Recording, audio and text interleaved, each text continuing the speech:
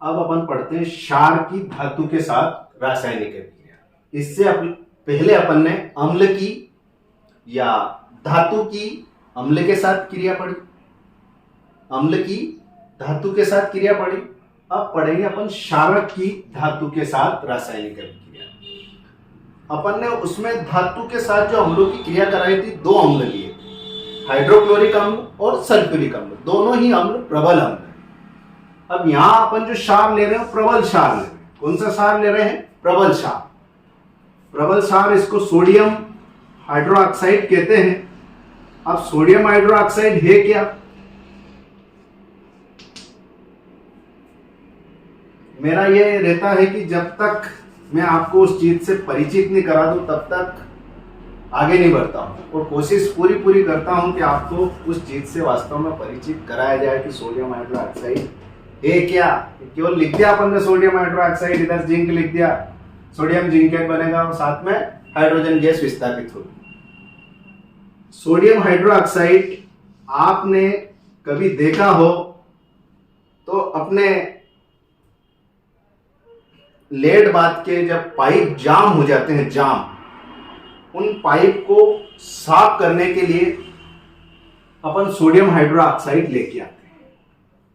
Pouch में आता है, 1 किलो का पाउच मिलता है। ये सोडियम हाइड्रोक्साइड को बाजार में कास्टिक सोडे के नाम से जाना जाता है। कास्टिक सोडे के नाम से सोडियम हाइड्रोक्साइड को जाना जाता है, और इसको पाइप क्लीनर के नाम से भी जाना जाता है।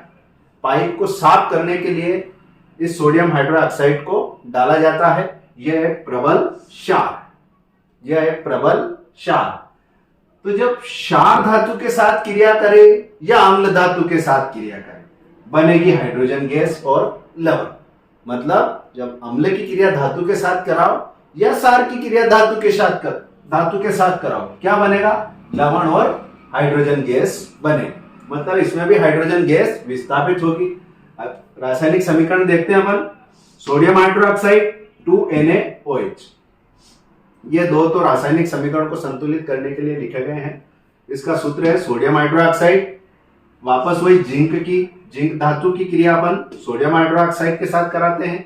क्या बनेगा? सोडियम जिंकेट और हाइड्रोजन गैस साथ में विस्थापित होगी। सोडियम जिंकेट एक लवण है और हाइड्रोजन गैस इसमें विस्थापित हो रही है। अब अपन अम्ल की क्रिया धातु कार्बोनेटों, मतलब धातु के साथ क्या जोड़ दिया? कार्बोनेट। धातु कार्बोनेटों या धातु के बाइकार्बोनेटों के साथ कराते हैं। पहले अपन ने अम्ल की क्रिया केवल धातु के साथ कराई। कौन सी गैस बनी थी? Hydrogen gas. अब अपन अम्ल की क्रिया केवल और केवल किसके साथ करा रहे हैं? धातु कार्बोनेटों और बाइकार्बोनेटों।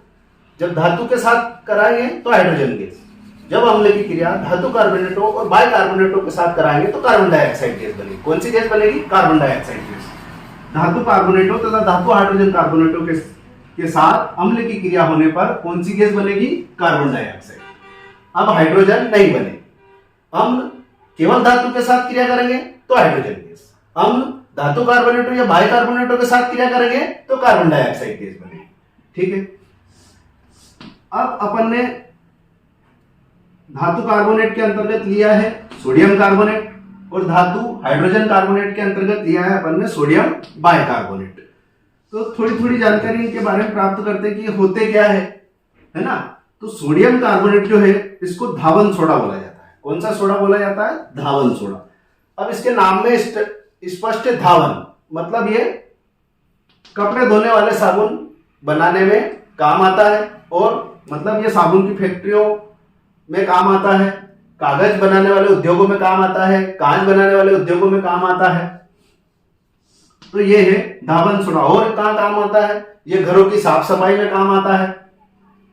इसका उपयोग जो है, ये थे इसके उपयोग। अब अपन देखते हैं सोडियम बाइकार्बोनेट। सोडियम बाइकार्बोनेट अधिकतर सभी घरों में मिल जाता है।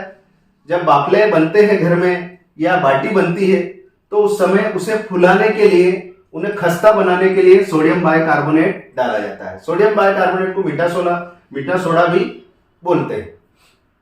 इसका नाम है बेकिंग सोडा और इसका नाम है धावन सोडा।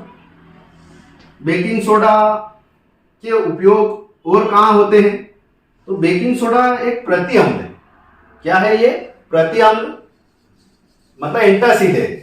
जब हमारे पेट के अंदर अम्लता बढ़ जाती है, अपने को खट्टी खट्टी डकारें आती है, तब अपन इस सोडियम बाइकार्बोनेट का उपयोग करते हैं। ये सोडियम बाइकार्बोनेट अपन लेते हैं तो ये हमारे पेट की अम्लता को उदासीन कर देता है, अम्लों को उदासीन कर देता है, और जिससे हमें राहत मिलती है। और इसका उपयोग कहाँ होता है? इस बेकिंग सोडे का उपयोग बेकिंग पाउडर बनाने में भी होता है। बेकिंग सोडे का उपयोग बेकिंग पाउडर बनाने में होता है। बेकिंग सोडे में कुछ नहीं, केवल टार्टरिक अम्ल मिला दिया जाता है तो बेकिंग पाउडर बन जाता है। और उस बेकिंग पाउडर का उपयोग बेकरियों में किया जाता है। बेकरियों में टोस्ट बनते हैं, पाव बनते हैं। टोस्ट और पाव को खस्ता बनाने के लिए बेकिंग पाउडर का उपयोग किया जाता है। अब उसमें टार्टरिक अम्ल मिलाने की आवश्यकता क्यों पड़ी? बेकिंग सोडे में टार्टरिक अम्ल मिलाकर बेकिंग पाउडर बनाया गया, तो उसमें टार्टरिक अम्ल क्यों मिलाया गया? देखो, ये जब बेकिंग सोडा गर्म होता है या बेकिंग सोडे को जब गर्म किया जाता है तो ये धावन सोडा में बदल जाता है। बेकिंग सोडे को जब गर्म किया जाता है तो ये धावन सोडा में बदल जाता है। अब धावन सोडा का स्वाद है कड़वा। कैसा है? कड़वा। तो उस समय जो बनने वाला धावन सोडा है उससे टार्टरिक अम्ल अभिक्रिया कर लेता है, और टार्टरिक अम्ल अभिक्रिया कर लेता है तो जिस सामग्री में आप डाल रहे हो उसका स्वाद वो कड़वा होने से बचा लेता है। इसलिए बेकिंग सोडे में टार्टरिक अम्ल को मिलाकर बेकिंग पाउडर बनाया जाता है, और उस बेकिंग पाउडर का उपयोग बेकरी में काम करने वाले लोग जो सामान बनाते हैं, टोस्ट, पाव वगैरह, उनमें बेकिंग पाउडर डालते हैं। ये धावन सोडा और बेकिंग सोडा के बारे में मोटी मोटी जानकारी थी। अब इनका उपयोग, अब इनका जो इनकी रासायनिक क्रिया अपन अम्ल के साथ करवाते हैं। तो अपन ने यहाँ अम्ल लिए हैं दो। कौन से अम्ल लिए हैं? हाइड्रोक्लोरिक अम्ल और सल्फ्यूरिक अम्ल। पहले दोनों ही प्रबल अम्ल है। अपन अधिकतर इस पाठ में इन दोनों ही प्रबल अम्लों का उपयोग करेंगे। हाइड्रोक्लोरिक अम्ल हमारे पेट उदर में बनने वाला अम्ल, सल्फ्यूरिक अम्ल रसायन का राजा, सल्फ्यूरिक अम्ल तेजाब।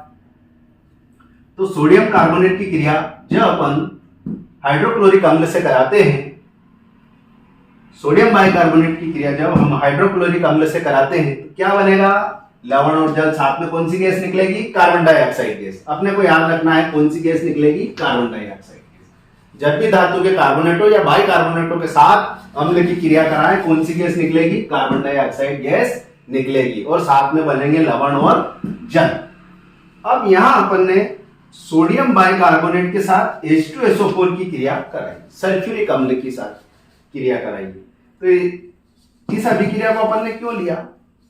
क्योंकि सोडियम बाइकार्बोनेट का एक उपयोग और है सोडा अम्ल अग्निशामक यंत्र में। सोडा अम्ल अग्निशामक यंत्र।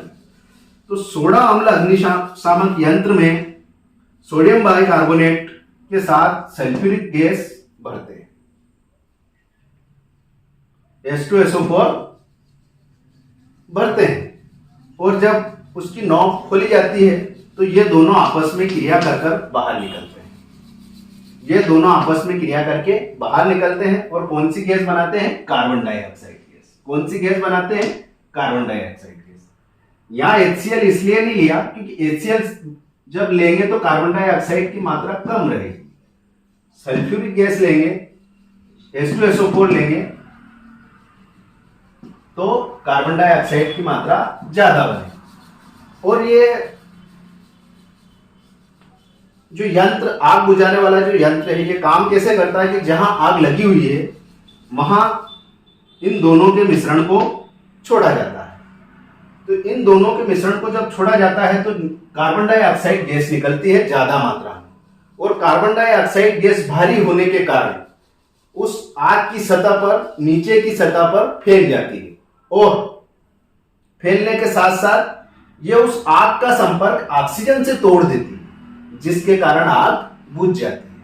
इसलिए उस यंत्र में सोडियम बाइकार्बोनेट के साथ सल्फ्यूरिक अम्ल का उपयोग किया जाता है, क्योंकि ये दोनों आपस में क्रिया करके लवण और जल के साथ कौन सी गैस बनाते हैं? कार्बन डाइऑक्साइड गैस बनाते हैं।